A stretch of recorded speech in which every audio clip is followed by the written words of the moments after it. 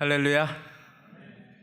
오늘도 지난주와 마찬가지로 한 절을 가지고 설교하도록 하겠습니다. 이 한 절이 너무 중요하기 때문이고요. 미리 말씀드리면 그런데 오늘 설교는 그렇게 듣기 편하지 않습니다. 상당히 부담이 되는 설교인데요. 그러나 반드시 전해져야만 하는 설교고 우리가 반드시 알아야만 하는 말씀입니다. 자, 오늘 본문 한 번 더 읽을게요. 형제들아, 너희가 그리스도 예수 안에서 유대에 있는 하나님의 교회들을 본받은 자 되었으니 그들이 유대인들에게 고난을 받은 것 같이 너희도 너희 동족에게서 동일한 고난을 받았느니라.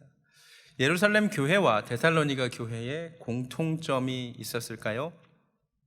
두 교회는 여러 가지가 다릅니다. 역사도 다르고 구성원도 다르고 규모도 다르고 모이는 장소도 달랐겠죠. 그렇지만 공통점이 있었는데요. 다음 말씀 보여주시면 그들이 유대인들에게 고난을 받음과 같이 너희도 동일한 고난을 받았느니라. 무엇이 공통점인가요? 두 교회가 다 고난을 받았다는 거죠. 박해를 받았다는 것입니다. 정리해보면 예루살렘 교회와 데살로니가 교회의 공통점은 고난과 핍박과 환난을 받았다는 것입니다. 유대지방의 유대인 신자들은 동료 유대인들에게, 데살로니가의 신자들은 데살로니가에 있는 사람들에게 괴롭힘과 박해를 당했습니다. 근데 왜 그렇게 박해를 받았을까요? 데살로니가 교회가 고난과 핍박을 받은 이유는 무엇일까요? 놀랍게도 오늘 성경이 밝히는 그들이 박해받은 이유는 딱 하나입니다. 그들이 세상에 해를 끼쳐서가 아닙니다. 무엇을 잘못해서가 아닙니다. 자, 보여주시면 이렇게 되어 있죠. 형제들아, 너희가 그리스도 예수 안에서 유대에 있는 하나님의 교회들을 본받은 것밖에 없어요. 이 교회는 그리스도 예수 안에 있는 교회였습니다. 유대에 있는 예루살렘에 있는 교회처럼 하나님의 교회였습니다. 그런데 그래서 박해받은 거예요. 충격적인 이야기입니다. 여러분, 교회가 왜 박해를 받는지 아세요? 왜 교회가 미움을 받는지 아세요? 우리는 보통 이렇게 생각합니다. 교회가 제대로 하지 못해서 그렇지. 특히 한국 교회에 대한 언론의 비판들이 워낙 많으니까 우리는 항상 이렇게 생각하죠. 교회가 맨날 잘못하니까 욕먹지, 미움받지, 교회답지 못하니까. 맞아요. 교회가 잘못해서 미움받습니다. 사회에 무리를 일으키는 행동을 해서 지탄받고 있습니다. 두둔할 마음은 조금도 없습니다. 잘못한 것은 지탄받아야죠. 남을 배려하지 못하는 무례한 기독교인들, 상식과 동떨어진 막무가내형 기독교인들 분명히 있습니다. 저는 한 가지 묻고 싶은 것은 있습니다. 그러면 교회가 교회다우면, 참된 하나님의 교회가 된다면 그러면 세상으로부터 사랑받을까요? 그것은 아닙니다. 오히려 그 반대입니다. 오늘 본문에 나온 그대로입니다. 데살로니가 교회가 교회다웠습니다. 그리스도 안에 있었습니다. 하나님의 교회였습니다. 너무나 교회다운 교회였습니다. 진짜 교회였습니다. 그런데 그래서 핍박받은 겁니다. 놀라운 이야기입니다. 여러분, 교회가 진짜 교회다우면, 진짜 그리스도 안에 뿌리를 받고 있고 진짜 세상과 구별된 하나님의 교회면 세상으로부터 더 큰 미움을 받게 되어 있습니다. 내 말이 아니라 예수님 말씀입니다. 보여주시면, 너희가 세상에 속하였으면 세상이 자기의 것을 사랑할 것이나 너희는 세상에 속한 자가 아니요 도리어 내가 너희를 세상에서 택하였기 때문에 세상이 너희를 미워하느니라. 그럼 교회가 세상에 속하지 않고 진짜 그리스도 안에 있으면 미움받습니다. 이것은 교회가 잘못해서 받는 미움과는 차원이 다릅니다. 더 큰 미움을 받습니다. 요한일서 3장 13절은 이렇게 말합니다. 형제들아, 세상이 너희를 미워하여도 이상히 여기지 말라. 교회가 진짜 교회다우면 미움받거든요. 그래서 제가 이렇게 한번 정리해봤어요. 보여주시면, 교회가 진짜 교회다워지면 교회답지 못해서 받을 때 받는 미움의 정도와는 비교도 안 되게 훨씬 큰 미움을 받게 되어 있습니다. 제가 증거를 드릴게요. 역사상 가장 순수했던 교회가 있었다면 어떤 교회일까요? 가장 하나님이 의도하신 원형에 가까운 교회가 있었다면 초대교회겠죠. 성경에 등장하는 초대교회만큼 이상적인 교회가 어디 있었겠어요? 그런데 그 가장 교회다운 교회, 그 초대교회가 지금 우리와는 비교도 안 되는 가장 큰 박해받았습니다. 히브리서 11장 35절부터 보여주시면 초대교회 성도들이 받은 박해의 내용입니다. 어떤 이들은 심한 고문을 받되 구차히 풀려나기를 원하지 아니하였으며, 또 어떤 이들은 조롱과 채찍질뿐 아니라 결박과 옥에 갇히는 시련도 받았으며 돌로 치는 것과 심지어 톱으로 켜서 죽이기도 했고요, 시험과 칼로 죽임을 당하고 양과 염소의 가죽을 입고 유리하는 거죠. 도망 다니는 거죠. 궁핍과 환난과 학대를 받았고 광야와 산과 동굴과 토굴에 유리하였습니다. 놀랍지 않습니까? 가장 교회다운 교회, 가장 순수했던 교회, 가장 많은 핍박받았습니다. 여러분, 교회는 항상 고난 가운데 있었습니다.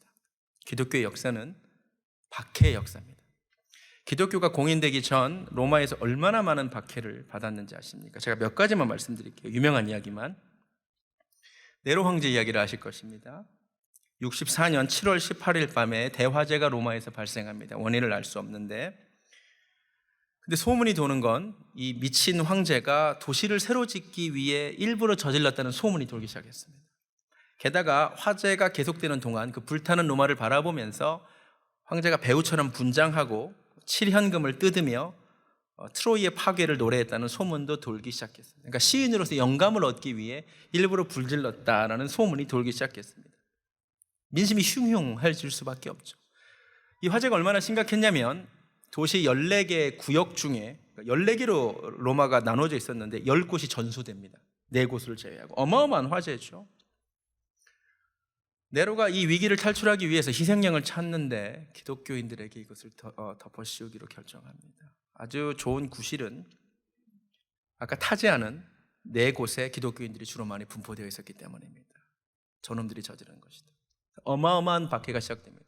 대중들의 분노를 그쪽으로 몹니다. 굶주린 맹수들의 먹이가 됩니다. 사진을 보여주시면 기독교인들을 잡아다가 황제의 정원에 기둥에 묶고 그 위에 기름을 바르고 불을 태웁니다. 밤새 조명으로 사용합니다. 다음 사진 보여주시면 이때 바울과 베드로가 순교합니다. 네로에 의해서. 이외에도 도미티안 황제, 트레안 황제 때 황제에게 절하지 않는다는 이유, 다른 이유 하나도 없어요. 황제에게 절하지 않는다고 엄청나게 박해받습니다. 도미티안 황제 때 사도 요한이 밤모섬에 유배되죠. 참 아이러니한 게 마르쿠스 아우렐리우스라는 황제 때인데, 이 황제를 여러분이 아마 좀 아실 건데요, 이 황제는 세상에서 지혜로운 왕으로, 황제로 기억되는 사람입니다. 수상록, 명상록을 남긴 사람이고 로마에서 가장 훌륭한 황제 5명, 오현제라고 일컬어지는 사람 중에 한 명입니다.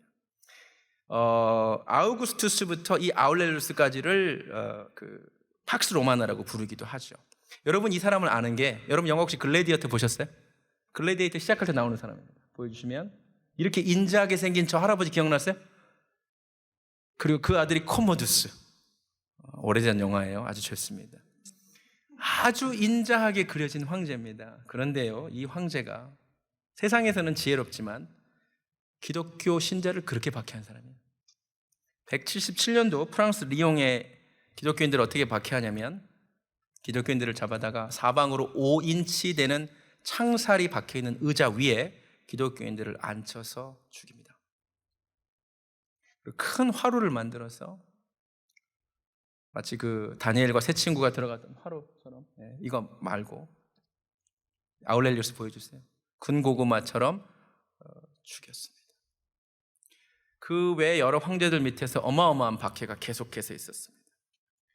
몇 가지 중요한 순교 이야기 하나만 소개하면, 로렌티우스라는 사람의 순교 이야기가 초대교회의 가장 유명한 순교 이야기였는데요, 이분의 선교 이야기가 얼마나 유명했냐면 목사님들이 설교 시간에 거의 빼놓지 않고 하는 소재였습니다. 이 로렌티우스는 발레리아누스 황제의 치하에 있던 사람인데, 교회 재산을 다 내놓으라는 그 말을 듣고, 3일 내에 다 내놓으라는 말을 듣고 재산을 빨리 처분해서 교회 재산을 그냥 가난한 사람한테 다 나눠줍니다. 그래서 화가 난 총독이 이 친구를 어떻게 하냐면, 이제 사진 보여주시면 석쇠 위에 숯불구이 하듯이 이렇게 굽습니다. 말할 수 없는 고통을 주는 거죠. 근데 이 사람이 이렇게 고통 가운데서 이렇게 말했대죠. 내가 이쪽은 다 익었으니까 이제 다른 쪽을 구우라고. 유명해진 이야기죠. 기독교가 공인되기 직전에 디오클레티아누스 황제, 갈렐리우스 황제 치하에는 얼마나 핍박이 심했냐면 기독교인들은 잡아다가 이방 신들의 제물로 다 갖다가 이제 바치고요. 이때 사람들을 얼마나 많이 야생 사자들이 먹었느냐면 사람들을 먹다가 질려가지고 더 이상 사자들도 먹기를 거부했다라는 기록이 남아있을 정도였습니다. 그럼 가장 순수했던 초대교회가 사람들에게 사랑받지 않았다고요? 가장 박해받았어요. 그래서 이제 로마 교회 성도들이 이 박해를 피해서 카타콤이라고 하는 지하 묘지에 숨어들죠. 여러분 한번 들어보셨을 겁니다. 사진을 보여주시면 이런 곳이죠. 그리고 그 다음 사진 가까이 보시면 저기 해골들이에요. 어떤 아이는 이 카타콤에서 태어나서 죽을 때까지 햇볕 한 번 못 보고 여기서 숨어서 예배드리고 살다가 죽은 아이들도 있습니다. 이 카타콤에 대한 영상 한 4분짜리인데 한번 보여주시기 바랍니다.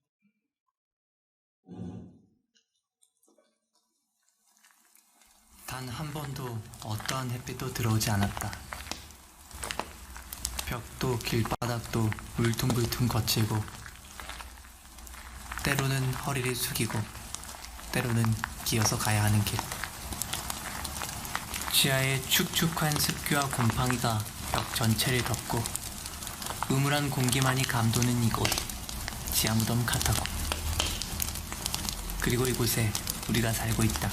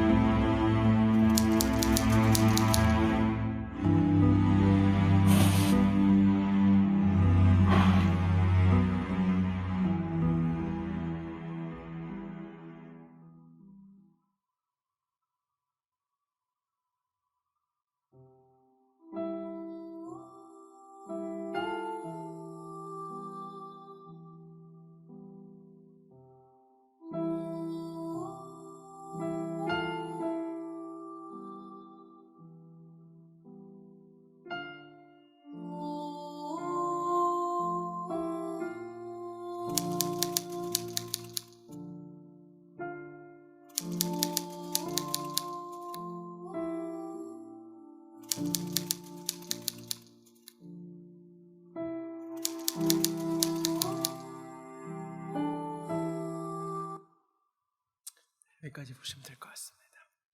오늘 데살로니가전서 2장 14절 말씀 그대로 교회는 처음부터 가장 순수했을 때 가장 박해받았습니다. 기독교가 시작된 곳만 그런 것이 아니고요, 전파되는 곳에서도 어김없이 박해가 있었습니다. 조선의 복음이 처음 들어왔을 때 얼마나 많은 박해가 있었습니까? 사진 몇 장 보여주시면 저렇게 박해했죠. 또 다음 사진, 흥선대원군 때 8,000명이 넘는 사람을 병인 박해 때도 죽이기도 하고, 일본도 마찬가지죠. 저렇게 십자가에 달아서 일본 그리스도인들을 죽였고요. 최근에 그 사일런스, 침묵이라고 하는 영화가 나왔는데, 영화 한 장면입니다. 이렇게 바닷가에 이렇게 기독교인들을 묶어놓고 저게 이제 파도가 들어오면 그 파도에 익사시키는 거죠. 근데 문제는 2021년도는 다르냐? 아닙니다. 2021년도에도 교회는 고난 가운데 있습니다. 우리 한국과 미국에 사는 그리스도인들이 핍박받지 않는 것뿐입니다. 지금도 엄청난 박해가 있습니다. 매년 오픈도어 선교회가 기독교 박해 지도를 발행하는데, 보여주시면 잘 안 보이시겠지만 이 선교회 보도에 따르면 2021년도 현재 기독교가 박해받는 국가는 73개국입니다. 박해받는 기독교인은 8억 명입니다. 전 세계 기독교인 24억 정도로 추산되니까 3명 중에 1명은 박해받고 있습니다. 거기다가 아주 심각한 높은 수준의 박해, 살해 위협 등을 경험하고 있는 기독교인이 2억 4,500만 명, 전체 그리스도인의 16%, 11명, 12명당 1명은 살해 위협에 있습니다. 2019년 10월부터 2020년 9월까지 1년간 보고되고 확인된 기독교 박해 통계는 다음과 같습니다.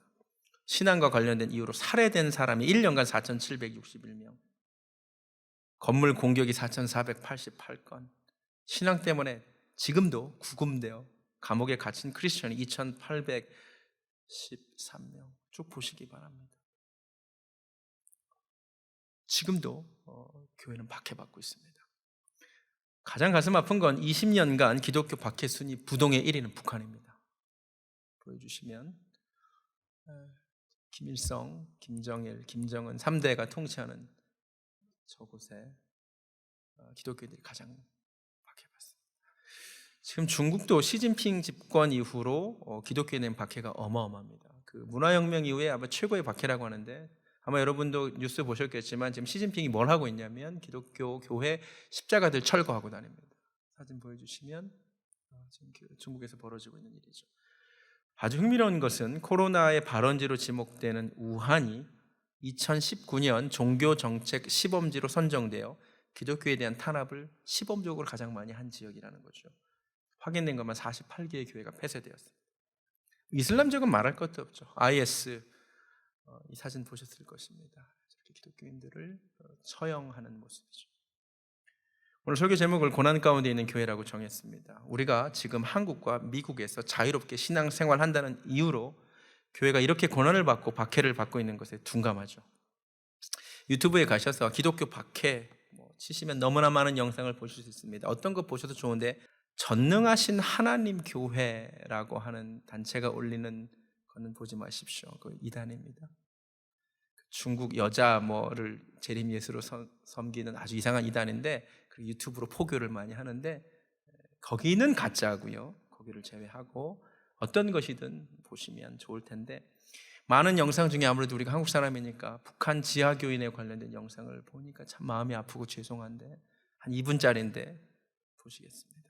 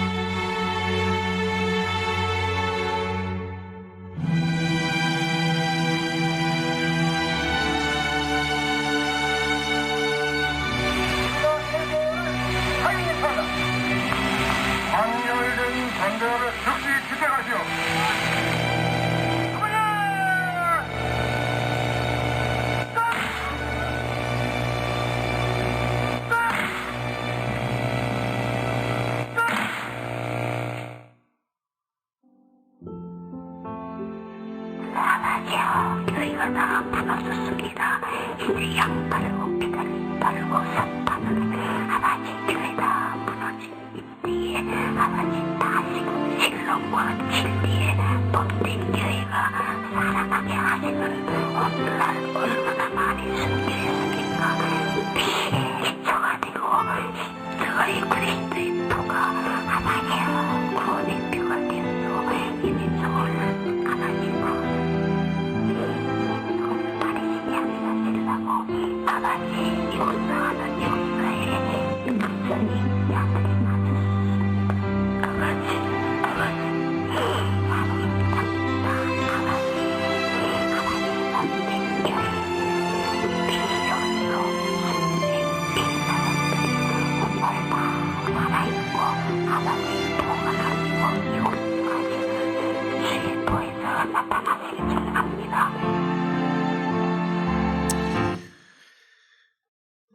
이렇게 자유롭게 예배하는데 북한의 기독교인들은 찬송 한번 크게 불러보는 거, 아멘 한번 크게 외쳐보는 거, 성경 한번 마음껏 소리내어 읽어보는 게, 통성기도 해보는 게 소원입니다. 우리는 기도하지 않죠. 예배하지 않죠. 조금만 핑계거리가 생겨도 예배하러 가지 않죠. 마음에 안 드는 일이 조금만 있어도 불평하며 쉽게 교회를 옮기죠. 우리가 저분들을 천국에서 만나서 할 말이 있을까요? 그런데 기억해야 될 것은 우리도 박해를 받게 되어 있다는 거죠. 이곳에서. 언제? 여러분이 하나님 뜻대로 살려고 하면 핍박받습니다. 디모데후서 3장 12절에 이렇게 되어 있습니다. 무릇 그리스도 예수 안에서 경건하게 살고자 하는 자는 핍박을 받으리라. 아멘. 내가 구별되게 경건하게 하나님 뜻대로 살아보겠다고 결심해 보십시오. 주변 친구들에게 박해가 시작됩니다. 원래 그렇습니다. 조롱이 시작됩니다. 내가 살면서 한 번도 박해를 안 받았다. 나의 삶에 문제가 있는 거죠. 착각하지 마십시오. 내가 지혜롭지 못해서, 잘못해서, 미련해서, 죄지어서 고난당하는 거 가지고 이렇게 얘기하면 안 됩니다. 그거 아니에요. 성경은 자기가 잘못해서 고난당하는 것은 어쩔 수 없다고 말합니다. 베드로전서 말씀 보여주시면, 죄가 있어 매를 맞고 참으면 무슨 칭찬이 있으리요. 그러나 선을 행함으로 고난을 받고 참아야 이게 하나님 앞에 아름다운 것이라고 합니다. 죄 때문에 고난당하는 것 말고 부끄럽죠. 오직 경건하게 살고자 위하여, 하나님 자녀답게 살고자 하기 위하여 받은 고난은 아름답습니다. 그리고 마지막 때가 되면 피하고 싶지만 피할 수 없는 전 세계적인 박해가 있습니다. 마태복음 24장에 예수님 이렇게 말씀하셨어요. 그때에, 마지막 때에는 사람들이 너희를 환난에 넘겨주겠으며 너희를 죽이리니 너희가 내 이름 때문에 모든 민족에게 미움을 받으리라. 박해가 있습니다. 지금 마지막 때를 향해 가고 있습니다. 박해 가운데 기억해야 될 말씀들 몇 가지 말씀드리고 설교를 마치도록 하겠습니다. 마태복음 5장입니다. 의를 위하여 박해를 받은 자는 복이 있나니 천국이 그들의 것임이라. 나로 말미암아 너희를 욕하고 박해하고 거짓으로 너희를 거슬러 모든 악한 말을 할 때에는 너희에게 복이 있나니 기뻐하고 즐거워하라. 하늘에서 너희의 상이 금이라. 너희 전에 있던 선지자들도 이같이 박해하였느니라. 아멘. 고린도후서 4장입니다. 우리가 잠시 받는 환난에 경한 것이 지극히 크고 영원한 영광에 중한 것을 우리에게 이루게 함이니 우리가 주목하는 것은 보이는 것이 아니요 보이지 않는 것이니 보이는 것은 잠깐이요 보이지 않는 것은 영원함이라. 아멘. 누가 우리를 그리스도의 사랑에서 끊으리요? 환난이나 곤고나 박해나 기근이나 적신이나 위험이나 칼이리요. 그러나 이 모든 일에 우리를 사랑하시는 이로 말미암아 우리가 넉넉히 이기느니라. 아멘. 세상에서는 너희가 환난을 당하나 담대하라. 내가 세상을 이기었노라. 아멘. 그러나 끝까지 견디는 자는 구원을 얻으리라. 마지막으로 하나님께서 그들의 눈에서 모든 눈물을 씻어 주실 것입니다. 모든 눈물을 그 눈에서 닦아 주시니 다시는 사망이 없고 애통하는 것이나 곡하는 것이나 아픈 것이 다시 있지 아니하리니 처음 것들이 다 지나갔음이라. 아멘. 말씀을 마칩니다. 설교 후에 부를 찬양인데 주님 뜻대로 살기로 했네. 영어로 No turning back. 이 찬양의 비하인드 스토리가 있습니다. 이렇게 보시고 찬양하겠습니다.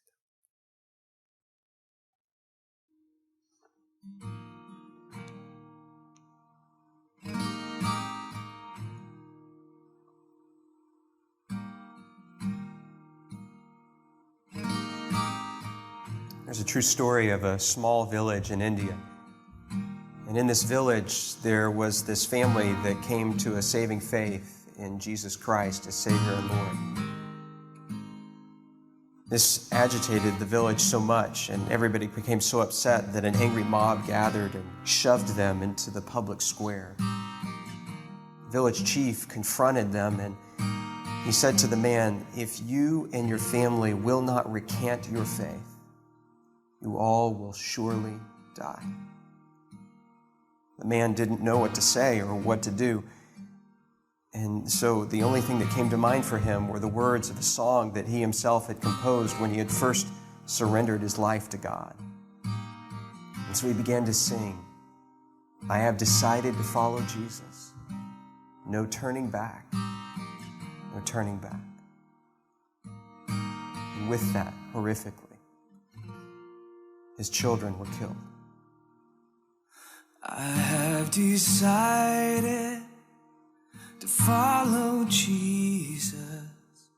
I have decided to follow Jesus. I have decided to follow Jesus. No turning back, no turning back.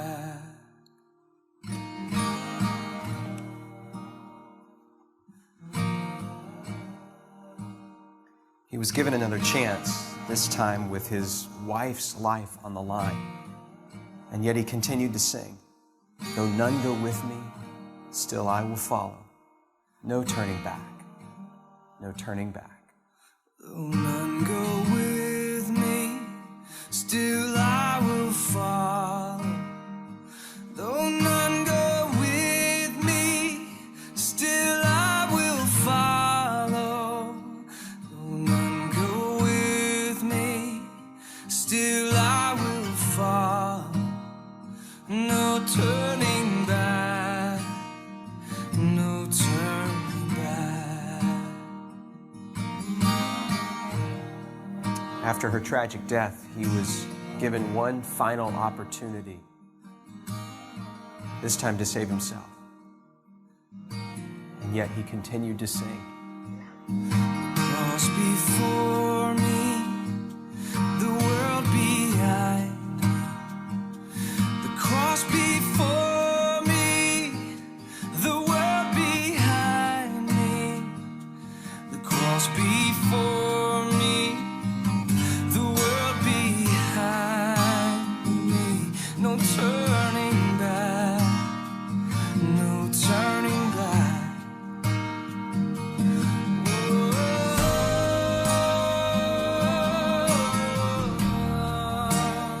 Even though that man and his family died on that day, something remarkable happened. A seed was planted in the heart of that village chief, a seed that began to grow over time, and eventually he called the community together in that very same neighborhood, in that very same square, and he renounced his former faith and declared his allegiance to Jesus Christ. And a celebration broke out in that moment, and the gospel began to flourish and to grow in that community, not just in that village, but across the whole region, because they had seen real faith, and they knew the true character of God because of a family that believed and sacrificed, even under the penalty of death. No turning back, no turning back.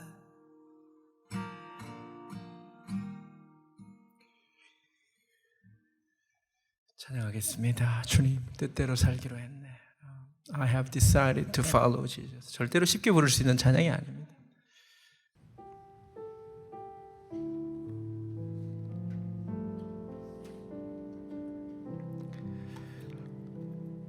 I have decided to follow Jesus. I have decided to follow Jesus. I have decided to follow Jesus. No turning back. No turning back. The world behind me, the cross before me. The world behind me, the cross before me. The world behind me, the cross before me. No turning back, no turning. Though none go with me, though none go with me, I still will follow. Though none go with me, I still will follow. Though none go with me, I still will follow. No turning back. No turn. 그리고 사전은 우리에게 묻습니다. Will you decide to follow Jesus? Will you decide now to follow Jesus? Will you decide now to follow Jesus? No turning back. No. 주님 뜻대로 살기로 했네. 주님 뜻대로 살기로 했네. 주님 뜻대로 살기로 했네. 주님 뜻대로 살기로 했네. 뒤돌아서지 않게. 이 세상 사람 날 몰라줘도, 이 세상 사람 날 몰라줘도, 이 세상 사람 날 몰라줘도, 이 세상 사람 날 몰라줘도 뒤돌아서지. 마지막으로 세상 등지고 십자가 봅니다. 세상 등지고 십자가 보네. 세상 등지고 십자가 보네. 세상 등지고 십자가 보네. 뒤돌아서지 않게. 다 눈을 감습니다. 우리가 이렇게 핍박 없이 자유롭게 예배하는데, 북한의 기독교인들은 한번 찬송 한번 크게 부르고 싶고 기도 한번 크게 하고 싶은 게 소원인데, 우리는 이 상황에서도 핑계거리만 생기면 예배하지 않습니다.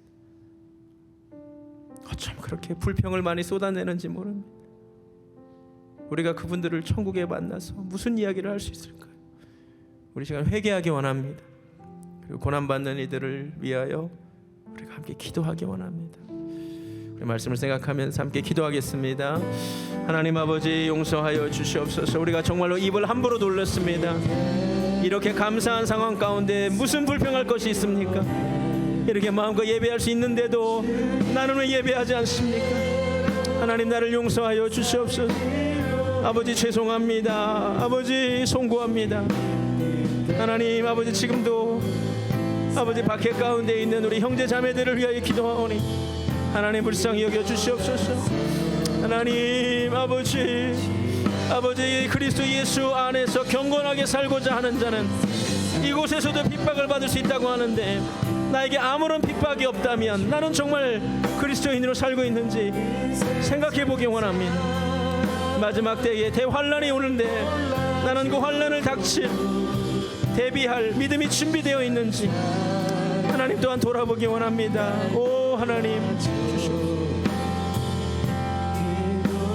서지 않겠네. 하나님 죄송합니다. 많은 것을 누리고 있으면서도 감사하지 못했습니다. 입을 함부로 놀렸습니다. 용서하소서.